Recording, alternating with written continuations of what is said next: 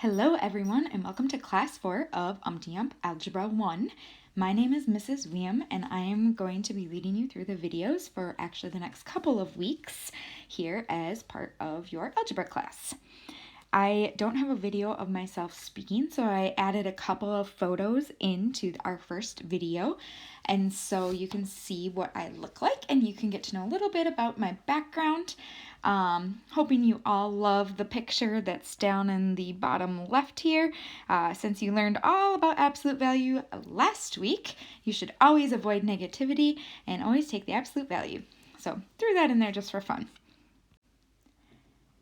Let's go ahead and move on to the actual math for this week. So we're going to jump right into section 3.1. 3.1 is all about polynomials, especially their sums and differences. So before we can even talk about adding and subtracting polynomials, we need to define a few things.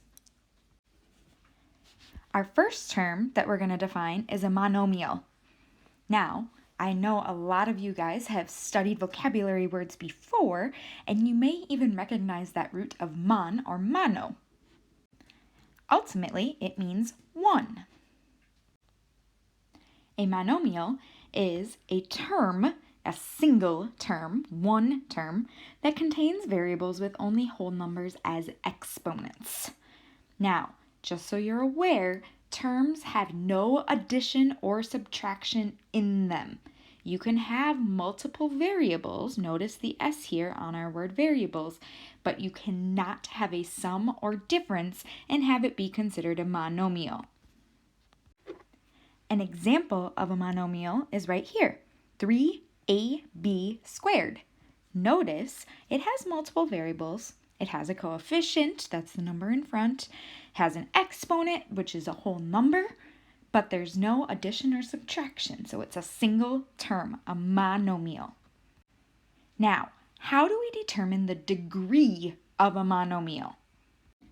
To figure out the degree of a monomial, you add the exponents of the variables, which are also known as the literal factors. Now, look at the example up above. The exponent of a is actually 1. This is a to the first power. B is to the second power, so 1 plus 2 would give us a degree of 3. Now, we aren't going to be dealing with just single terms in math. We need ways to combine these, and that leads us to polynomials, which is ultimately what this lesson is all about. What is a polynomial? A polynomial is a monomial or a finite sum or difference of monomials. Basically, we can now connect all of our terms via addition or subtraction to create polynomials. A couple types of polynomials actually have specific names. Let's go back to those roots that we were talking about. I'm sure you guys have heard of words before that have the word bi in it, this bi here. Think to a bicycle. Why is it called a bicycle? It has two wheels. Well, a binomial also has two terms. In fact, the definition of a binomial is literally a polynomial with two terms. Here's a great example. 5x plus 2y. You can see the two terms. The 5x is one term and the 2y is another term. We're adding together the two monomials to create this binomial. On to the next special type of polynomial. We have trinomials. Just like bicycle, you've probably heard or even ridden a tricycle. Now, why is it called a tricycle? It has 3 wheels. So the root tri, this tri, actually means 3. I bet you can guess the definition of a trinomial. That's right, it's a polynomial with 3 terms. Here's an example of a trinomial. 3xy squared plus 4xy minus 12. You can see the 3 separate terms, again connected via addition or subtraction. So one last question you may have is, how do we know the degree of a polynomial? Is it related at all to finding the degree of a monomial? Let's see. The degree of a polynomial is found by finding the degree of the term with the highest degree within the polynomial.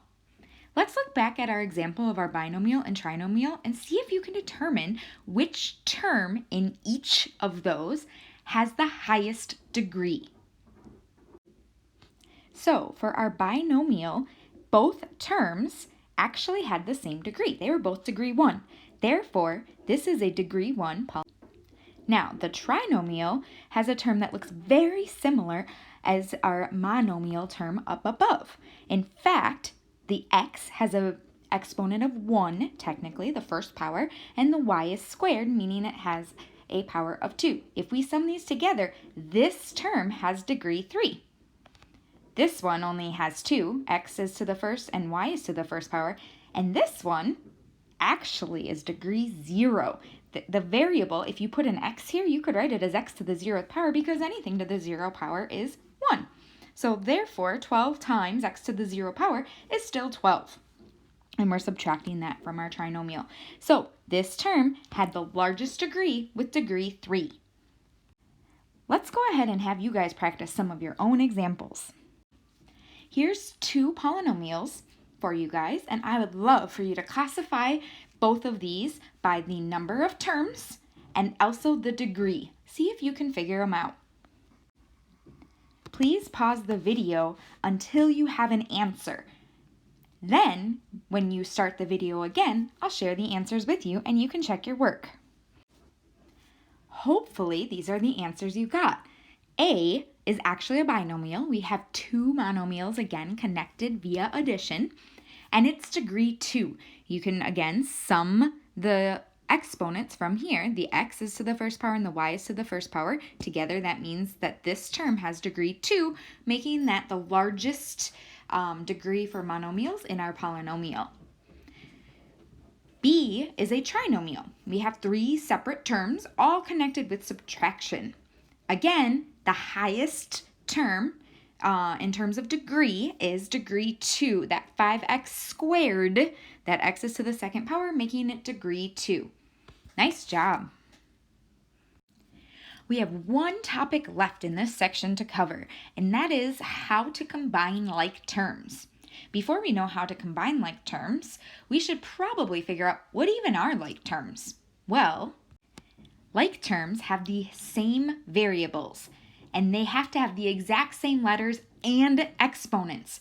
Just because they both have x's, if one is a single x and one is x squared, that does not mean that they are like terms. How do we combine like terms? We combine like terms by adding their numerical coefficients. Let's go ahead and look at an example together. For our example, let's go ahead and simplify this expression by combining the like terms. The expression is 3ab minus 2ba plus 4ac minus 6cb. Keep in mind, you can use some of the properties that we learned about earlier this semester. The property I'm actually thinking of is look at those first 2 terms. We have 3ab minus 2ba. Well, 2ba is really the exact same thing as 2ab because of the commutative property. The order in which we do the multiplication doesn't matter. We can flip the a and b. Therefore, 3ab and 2ab would be like terms. They have the exact same letters and exponents, ab and ab, both of the variables being to the first power. If we combine 3ab minus 2ab, we are going to get 1ab. Notice the 4ac and the 6cb do not have any like terms in this expression, so we would simply write those as a sum or difference with our first term of ab. Notice how I switched the order in the multiplication of this term, 6cb. I switched it to 6bc.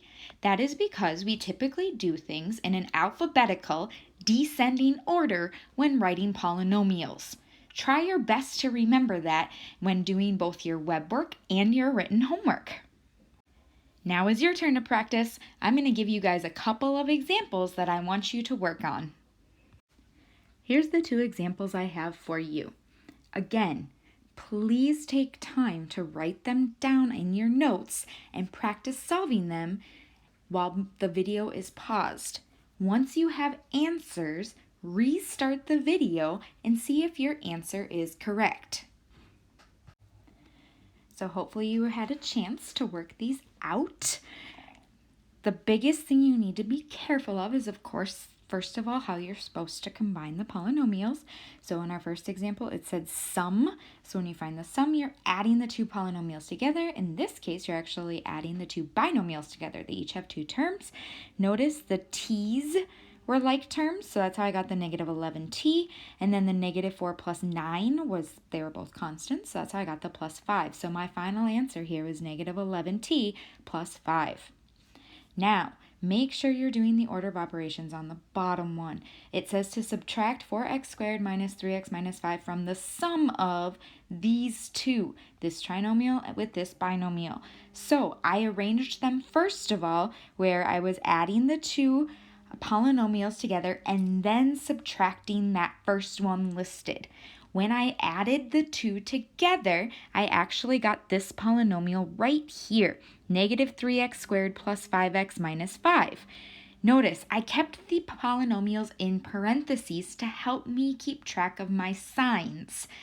Notice when you subtract, you have to make sure you're subtracting everything in the polynomial following. It's like you're distributing this negative almost.